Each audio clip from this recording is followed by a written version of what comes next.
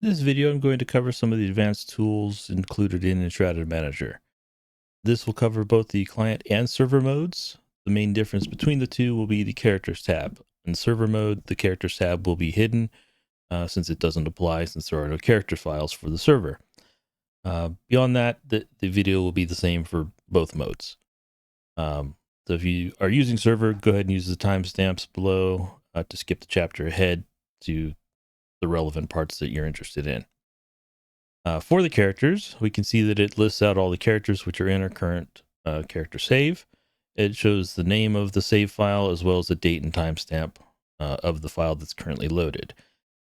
If for some reason you had the application open while you were playing the game, which you should not be doing, you can go ahead and hit the refresh button and it will pull whatever the most recent save file is.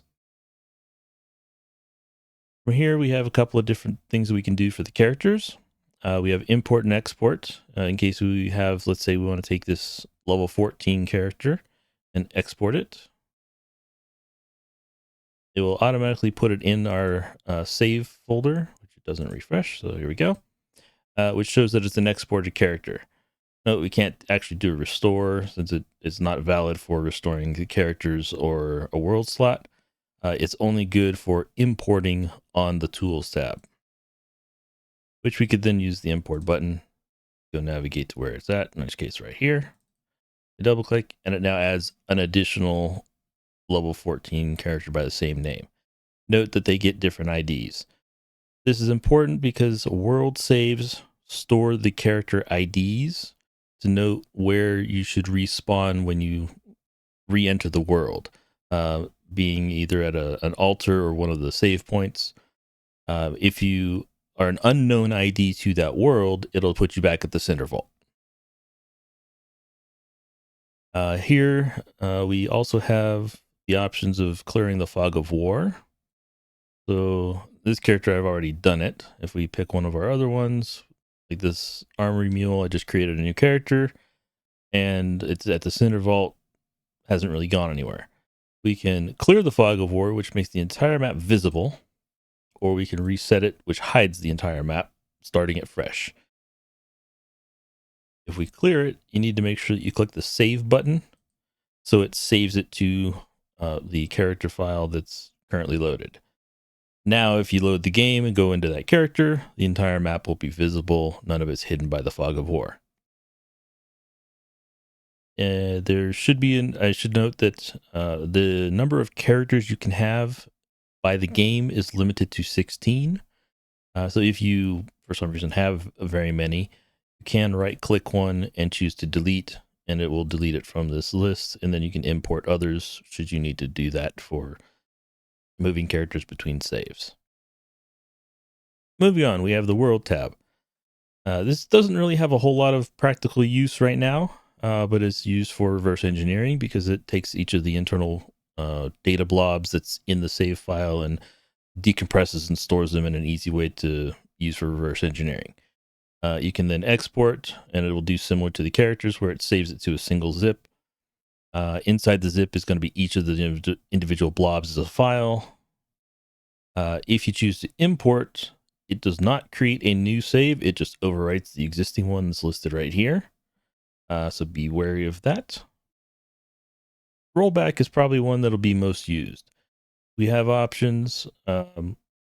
As the game normally will create a new save every 10 minutes or overwrite the most recent whenever you exit.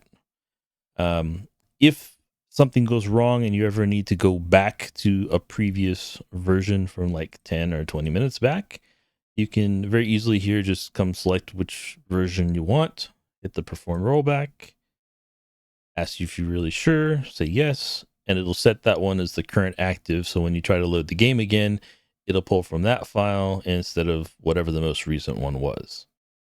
If you need to go back, you can just select it again and put it back. This list is sorted by timestamp order, so you can always be assured that the one on the top is the most recent working backwards. The same goes for the info file, although I'm not sure that there would be much practical use for that since the info file is basically the game settings for like difficulty and the world name. That's about everything that's stored in there. So you probably don't ever need to roll that back. The characters has the same options for doing the rollback in case there's ever a need to do that. Onto the bug report tab. If it was properly loading my log file path, which should be where the game is installed, it would then show all of my log files. So let me go find the game, which is under my Steam stuff.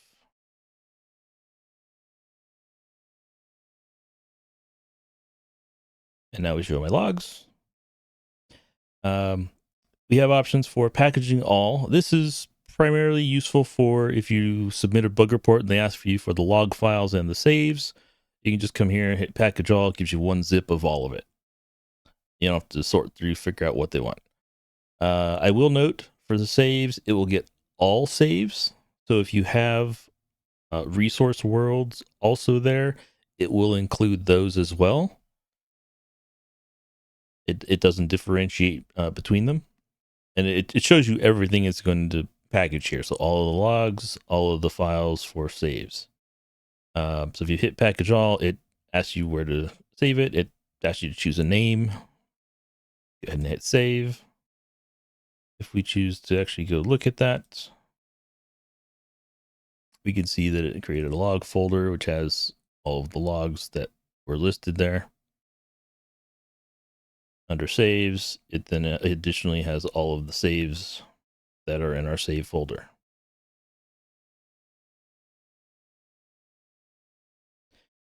If you only want the saves, you can hit the package saves. And if you only want the logs, you can hit package logs.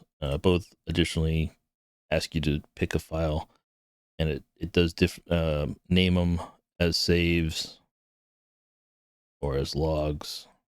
So it's easy to identify what they are using their default names. And I think that pretty much covers it.